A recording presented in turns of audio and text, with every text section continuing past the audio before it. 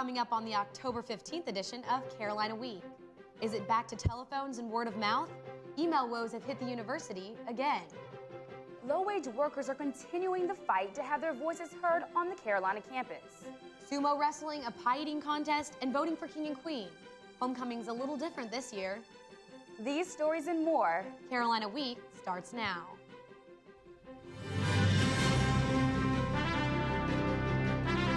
From the School of Journalism and Mass Communication at the University of North Carolina at Chapel Hill, this is Carolina Week.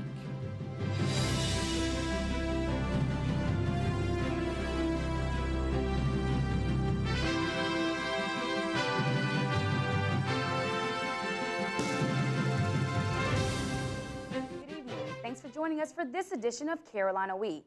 I'm Andrea McAfee. And I'm Courtney Robinson. Our top story. Email's been down since Tuesday morning, leaving students, faculty, and staff stranded. Jenny McClennan's in the newsroom to tell us more about the problem. Jenny? Courtney, the university IMAP server went down about 10:30 Tuesday morning. Since then, computer technicians have been working around the clock to fix the problem, and students have had to try to be patient. It was just frustrating because everything through Carolina, you rely on the communication through email so much that, it's a big inconvenience. Campus technology representatives say the problem is failed hardware, which runs campus email programs. Once they identified the problem, the hardware vendor came out and replaced the broken equipment. But Director of Academic Computing Judd Knott says even after the system was replaced, they had trouble getting the server up and running.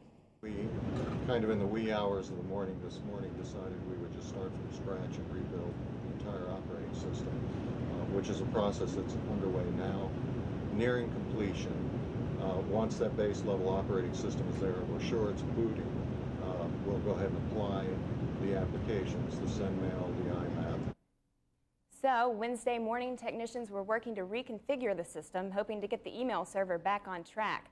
They didn't know just when that would be, but as of late Wednesday afternoon, you can see I'm still having no luck logging on. Courtney? Jenny, is this the same type of problem we've had with email already this semester?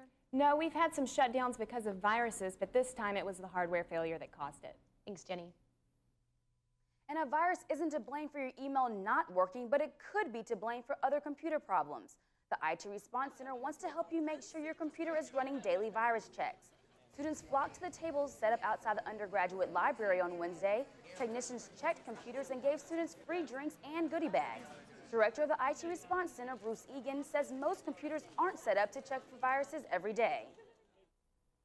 A lot of them don't set it up correctly. It's not that they don't set it up correctly, but it isn't set up correctly to check daily for new viruses.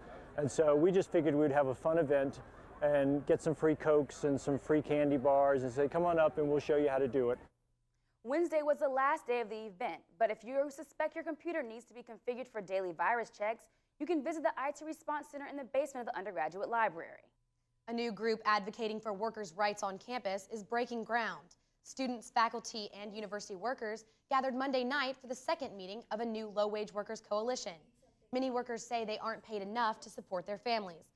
Others are upset that UNC Chancellor James Measer hasn't responded to last month's nickel and dime teach-in. But Measer says his response will come at the end of October. Groundskeeper David Brannigan says the chancellor should do more to support university workers.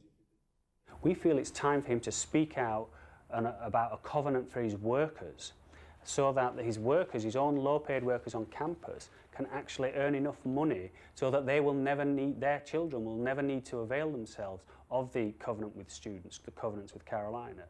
The coalition plans to send an official letter concerning workers' grievances to the chancellor on Friday.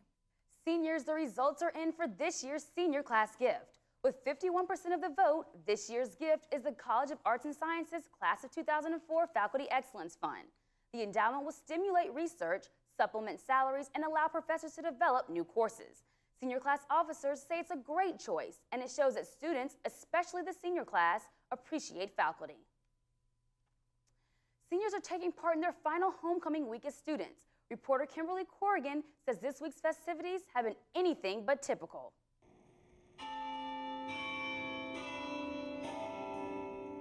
Homecoming, a time of year when students show their school spirit, reflect on their time at Carolina, and watch their homecoming queen candidates sumo wrestle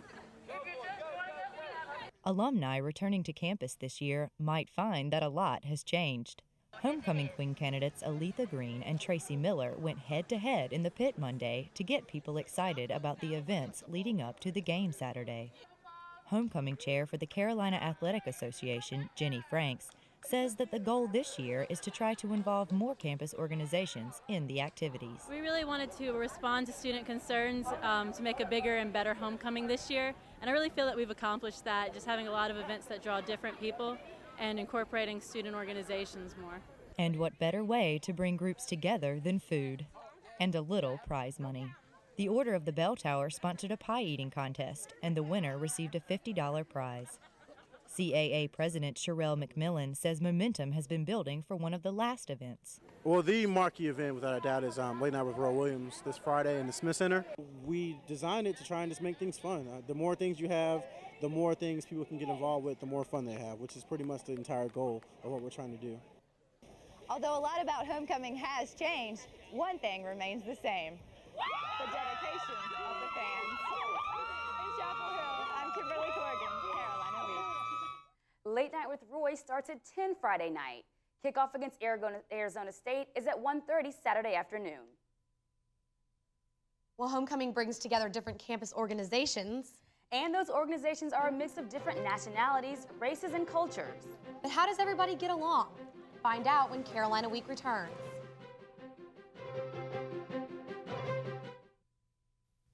I think you should wear a tie.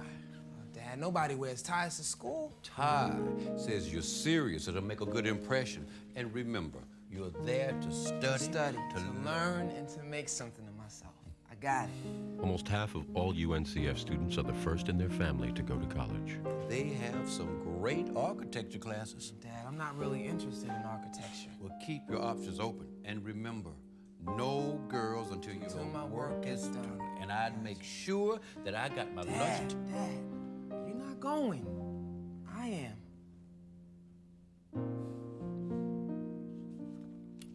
I know. Well, listen, we better get going. Don't want to be late the first day anyway. Oh, yeah. And when you're the first to go, you're going for a lot of people. The United Negro College Fund. A mind is a terrible thing to waste. College Republicans and Young Democrats went head-to-head Monday night as Carolina participated in the UN Foundation's campaign, The People Speak. Elizabeth Gregory coordinated the event. The People Speak is a national debate that was originally created by the United Nations Foundation. Other schools that are participating are ones such as Yale, Harvard, UVA, Davidson, as well as UNC. And on the UNC campus, it's being sponsored by Students for Students International, the Young Democrats, and the College Republicans. The College Republicans were represented by Captain Craig Marks of ROTC, who argued that preemptive force was necessary against countries like Iraq. The Young Democrats were represented by political science professor Gary Marks, who said the use of force has caused ill will toward the U.S. They're the ones that asked for a fight. They're the ones that are looking for a fight. By God, we're going to give them one. And it's better that it happens over there than it happens somewhere here in the United States. There is a tremendous sympathy for us, which we are losing. Now, you might say, I don't care about the sympathy of other people, but this sympathy is critical in dealing with the threat of terrorism. For more information about the debate and other North Carolina schools sponsoring similar events, go to our website, carolinaweek.org. In addition to being Homecoming Week, it's Race Relations Week on campus. Carolina Week reporter Emily Schwartz takes a look at the current state of race relations here at Chapel Hill. Sanders Hall is named after a leader of the KKK, Paul Cameron, for whom Cameron Avenue is named, and 1,000 slaves. And most Tar Heels know the story behind the ever-controversial Silent Sam. All of these campus landmarks have a link to a racially charged history at UNC. This is a part of our university's past that some say we must not forget. One campus group is working diligently to maintain campus-wide awareness of the need for good race relations. Created at the end of the 1960s, Students for the Advancement of Race Relations, or SAR, was originally organized to help combat racism and encourage racial harmony. SAR is working to keep the issue alive, but president of the Black Student Movement, Aaron Press, says the very definition of race relations needs to evolve. I think that largely race relations has kind of been minimized to black and white. And this being the South, it's easy to understand why, but in this day and time, we can't just minimize it to that because there's so much more. Just glancing around the crowded Lenora dining room, it's easy to see that there are more than just 2 races on our campus. The co-chair of SAR, Lily West, says it's important to listen to a diversity of voices.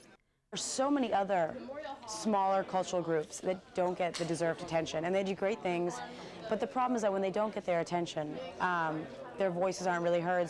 West and her co-chair, Doran DuBose, are working hard to spark cross-racial dialogue about issues that affect relations among all races on our campus today. With organizations like the Students for the Advancement of Race Relations, we can work towards a better environment for racial harmony here on campus. From Chapel Hill, I'm Emily Schwartz, Carolina Week. Participating can be as easy as signing the Race Relations banner. It will be in the pit at lunchtime until Friday, and by signing it, you're confirming your commitment to advancing race relations. UNC students might soon have another option regarding what to minor in. English professor Maria de Guzman will meet with university officials on Thursday to present the case for establishing a Latino studies minor. De Guzman says existing courses in different departments could be used for the new minor. If the university approves the plan, de Guzman expects the program to be ready by next fall. It would join minors already established in other minority cultures such as Jewish, American Indian, and Asian. Well, guys, that sounds like a really interesting new minor, but something that more people are interested in is the weather for this weekend. Definitely, and now this is the State Fair this weekend. We really hope that we can get nice weather. And there's always outdoor events, Scott, so how's the weather looking? Yeah, absolutely. Well, currently our weather pattern is being dominated by an area of high pressure, which typically brings fair weather. Get it? Fair weather.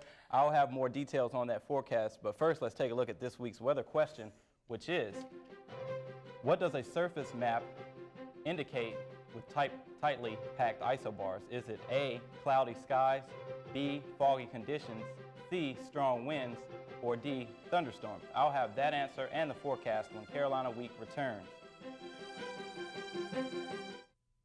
I did not say that. Oh, you didn't right. Okay, it's written all over that outfit. Okay, I will sleep with someone on the first day. I knew it. I knew it. But that's only if I know that he's not going to be there only for one night. Are you going to take it out? Correct, Jane. Excuse me, ladies. Have you been tested for HIV? Tested? You don't mean like each time. Oh, no. Like how often? Do you get tested? I hang out with a pretty trashy circle, the circle that helps this circle. It starts when we recycle trash at home. It's completed when we buy products made from recycled materials. Check the label for something called post-consumer recycled content. Then buy the highest percentage of it you can find. Complete the circle. Call 1-800-2-RECYCLE for your free shopping guide. Environmental Defense, finding the ways that work.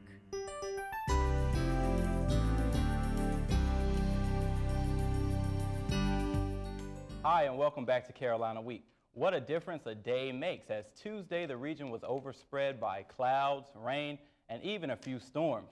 Wednesday's weather reminded us that fall is still in full swing. Leaves are beginning to change color, and a pleasant breeze accompanies students as they walked across campus. But let's look at our weather headlines for this week, and as you can see, that you're definitely noticing a pleasant change as you step outside. Many people woke up this morning and had to pull out an extra jacket as we had temperatures that were on the noticeable cool down that we are occurring across the region. So definitely over the next several days and throughout our forecast period, you want to get out and enjoy this nice weather that we have begun to see across the area. Let's go ahead now and look at our satellite map, and as you can see, this area of low pressure and as well as a cold front moved through our region last night, providing us with showers and some storms, and we actually had some wind damage in areas of the heart of Carolinas, but all of that weather has cleared off the Carolina coast, and in its wake, we're being dominated by an area of high pressure, which is bringing us pleasant conditions across our region. Expect that high pressure to remain in place over the next several days throughout our forecast period, and as we look at our surface map, you can see that that area of high pressure is going to continue to build into our region, and it, in conjunction with the clockwise flow with the high pressure and as well as the counterclockwise flow with the low pressure, has been bringing some stiff winds into our region over the last several days. Now, we don't expect any changes in this weather pattern. We expect it to continue to be pleasant over the bulk of our forecast period. And as we take a look at our Carolina Week 4-day forecast, you can see that on Friday, expect the high temperature to top out at about 68 degrees. It's going to be pleasant. We'll wake up with morning lows in the 40s, so definitely take along a light jacket as you wake up and head to class for your mornings. But definitely Friday, Saturday, Sunday, and Monday look like a carbon copy each day as our temperatures are returning to a pleasant fall-like regime. And taking a look at the beach forecast, if you're headed there on Saturday and Sunday, expect partly sunny skies. Temperatures will top out in the upper 60s, and the lows will be close to 50 degrees. So if you're heading out to the mountains, definitely peak foliage is beginning to occur there. High temperatures on Saturday should top out close to 60 degrees, as well as on Sunday, with lows being on the chilly side, so take a jacket if you're heading out to the mountains. And folks headed out to the game, Arizona State versus UNC. The kickoff time will be at 1:30 p.m. Kenan Stadium with partly sunny conditions and a temperature of about 64 degrees at game time. So do any of you have an answer to our weather question? Tightly packed isobars on a weather surface map indicate. Well, guys, I've actually been studying up on my weather, and I'm going to go ahead and say that the answer is C, strong winds. Strong winds, you're absolutely correct. So definitely get out and enjoy some of the nice events we have, homecoming, the fair, and even the game. So.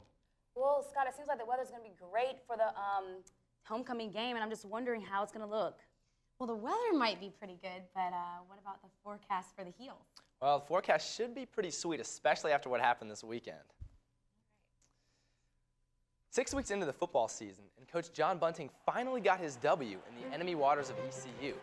We'll see if he can stay afloat against Arizona State this weekend when Carolina Week returns.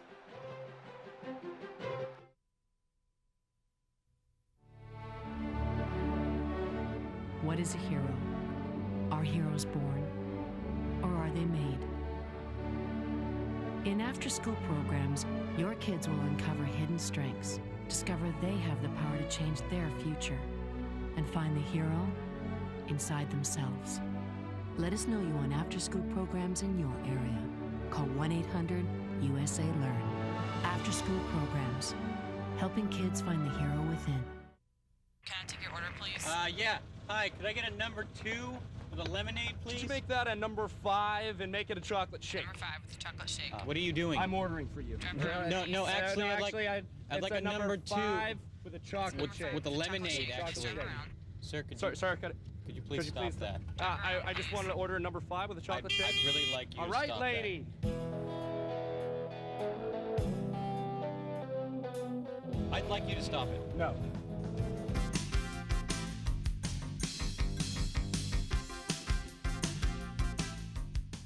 In the movie The Natural, losing was described as a disease. Well, if losing is a disease, then the Carolina football team found a cure this past weekend in Greenville against East Carolina. That cure, a running game. For the first time this season, a Tar Heel tailback rushed for a touchdown as Jacques Lewis, Chad Scott, and Ronnie McGill combined for 198 yards and 2 scores. Up next for the Heels, it's homecoming against Arizona State, and the Carolina defense will have to stop a powerful offensive line if they want another victory. The Tar Heels beat the Sun Devils just last season in Arizona. I think it's giving us a little bit of confidence knowing that we played those same guys. Those same guys are back as I was watching film yesterday. Same defense, same offense. So, it's just about going out there and executing. Arizona State is coming off a 59-14 win against a struggling Oregon team. Carolina is hot off its first win of the season. It was by far the Heels' best defensive showing of the year. When a number 1 faces off against number 2 in any sport, it's a showdown. The number 2 Tar Heel field hockey team has its rematch with top-ranked Wake Forest on Sunday. Kelsey Kieran and the Heels have one blemish in their amazing season so far. They have 13 wins and only 1 loss. That one thanks to number 1 Wake Forest in a 2-1 overtime thriller last month. Those 2 goals are the most goalkeeper Katie Tran has given up in a game all season. This Sunday, the Heels will host the Demon Deacons with hopes of finding the back of the net early and often. Carolina plays at Duke on Saturday before meeting up with Wake at Sunday at 1 here in Chapel Hill. In 30 years on the mat, Coach Bill Lamb coached hundreds of Carolina wrestlers. One wrestler in particular was a diamond in the rough. His name, C.D. Mock. Mock has now come full circle from student to teacher. Carolina Week's Brad Lewis has that Cinderella story. Sounds kind of corny, but it's a dream come true. As the new head coach of Carolina Wrestling, C.D. Mock is getting his fairy tale ending. Mock was Carolina's first NCAA champion in 1982. Now, 20 years later, he's back as head coach of his alma mater. Mock takes over Carolina Wrestling from Bill Lamb, who retired after 30 seasons with the Tar Heels. In those 30 seasons, Lamb racked up 15 ACC championships. That's a tradition some might feel too hard to live up to, but not Mock. I just don't feel any pressure at all here with regard to filling shoes. I'm a completely different coach than Coach Lamb. I learned a tremendous amount from him, but I coach my way, and it's a little bit different. That difference is summed up in the team's new theme, raising the bar. It means pushing yourself harder, toughening up, and fighting through the pain. Of course, Mock isn't alone on the mat. His experienced team of assistants back his confidence and drive for success. Head assistant coach Glenn Lanham plans to see immediate impact. We want to be a top 10 team. This is a beautiful place, North Carolina. I feel like we can recruit any kid in the country to North Carolina, but we have to have a product that this kid wants to come to. And I feel like this year, this is going to be a breakout year for North Carolina wrestling. With this kind of winning attitude, C.D. Mock and his assistants aren't that different from Bill Lamb. The team may be new, but their winning expectations remain the same. I'm Brad Lewis, Carolina Week Sports. The Carolina coaching staff has 5 good reasons to be confident. That's 5 individual ACC champs back this season. How much better can things get for the Carolina women's soccer team? Well, Fetzer Field was home to history in the making Tuesday night as the women's soccer team faced Wake Forest in an ACC showdown. Sophomore forward Lindsay Tarpley found her way into the record books by netting 4 goals. Tarpley started things off in the 4th minute of play with this delicate chip over Wake goalie Keena Healy. Tarpley wasn't the only one on the score sheet for the Tar Heels. Carolina got help from Annie Morell and Kat Reddick in her first game back since the Women's World Cup. Reddick was honored to represent her country, and she's just as honored to represent her school.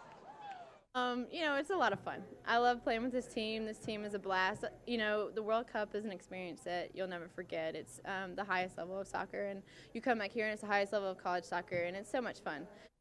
The Boston College Eagles are officially the 12th team in the ACC. So for the curious, here's how Carolina compares to BC. Boston College is bringing more to the conference than just the 6th biggest television market. BC has 28 varsity sports compared to Carolina's 16. The Eagles are tough in several high-profile sports, including football and men's and women's basketball. They're also ranked atop in the nation in hockey. Well, guys, I think out of all these sports, most of us Tar Heels are most excited about basketball. And this season starts Friday night with Late Night with Roy in the Dean Dome. Doors open at 6:30 for the 7:30 volleyball game against Duke. And then starting at 10, Carolina alum Stuart Scott from ESPN Sports Center will kick off the basketball festivities. Sounds like you've got a lot of sports to cover this weekend. I'm on it. Thanks, Luke. And Courtney, I know you've heard that one man's trash is another man's treasure. I have. And we know one person that's collecting the junk and definitely making it his treasure. This when we return.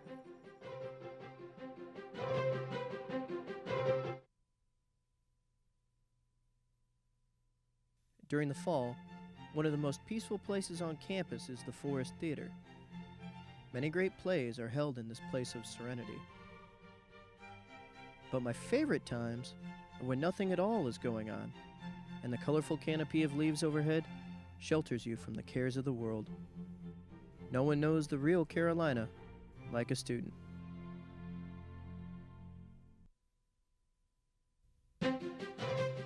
If you have a story idea, contact Carolina Week at 843-8292. You can also visit us online at carolinaweek.org. If you have questions about this program, write Carolina Week at Campus Box 3365, UNCCH, Chapel Hill, North Carolina, 27599.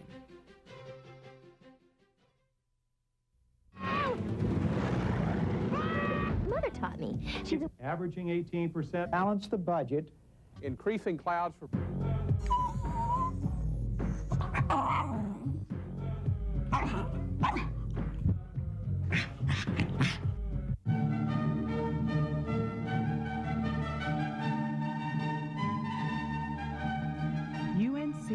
TV. Your remote stops here.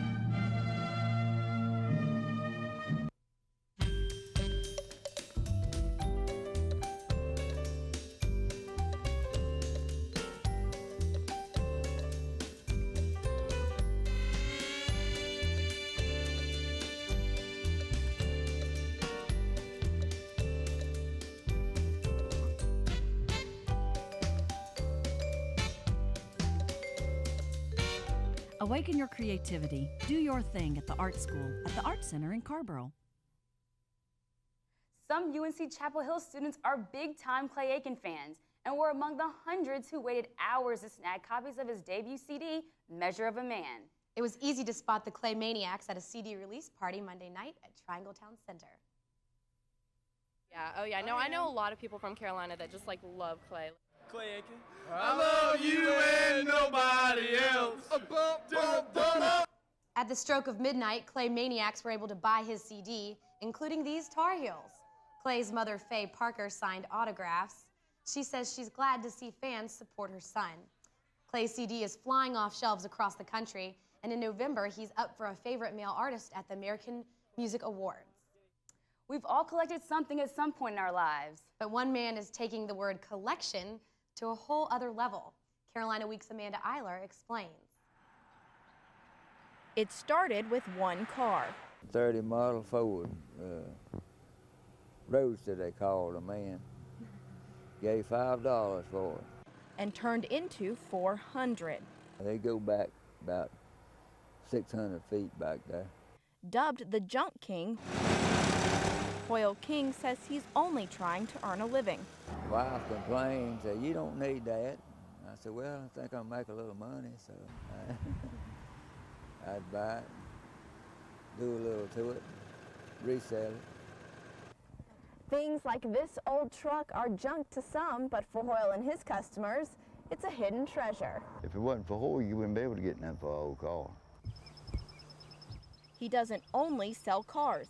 He has just about everything, including the kitchen sink. Don't hardly ever go to sale or don't buy something. And his purchases attract people. Although there's only a small weathered sign in Hoyle's yard, they don't seem to have a problem finding the place. People come from New Jersey, New York, and Florida, and down on the coast. And said, so-and-so told me you had this and that. Not everybody likes his collection so much, not even his wife. She's been asking me to get rid of it, clean it up for years, you know, and I put it off. Though it might take a while, he's decided to follow his wife's advice. Plans for cleanup are in the works. But the man who might be called the ultimate pack rat doesn't plan to give up his junk. Make that treasure completely. Yeah, I'm gonna keep selling as long as I can. In Mebane, I'm Amanda Eiler, Carolina Week. Well, Andrea, I heard you're in the market for a new car. Yeah, and I sure know where to look, don't I? Yeah, actually, I went out there with Amanda, and they have some pretty interesting things out there. Well, from what it looks like, it seems like he has everything. Yeah, and as Amanda said, even the kitchen sink. Yeah, exactly. Well, I just don't understand exactly where you got all this stuff. You know, I'm not sure, but I'm sure that if you've been, you know, wondering where all your garbage gone, looks like it's in his front yard. Exactly. Well, thanks for watching. That does it for this edition of Carolina Week. Good night.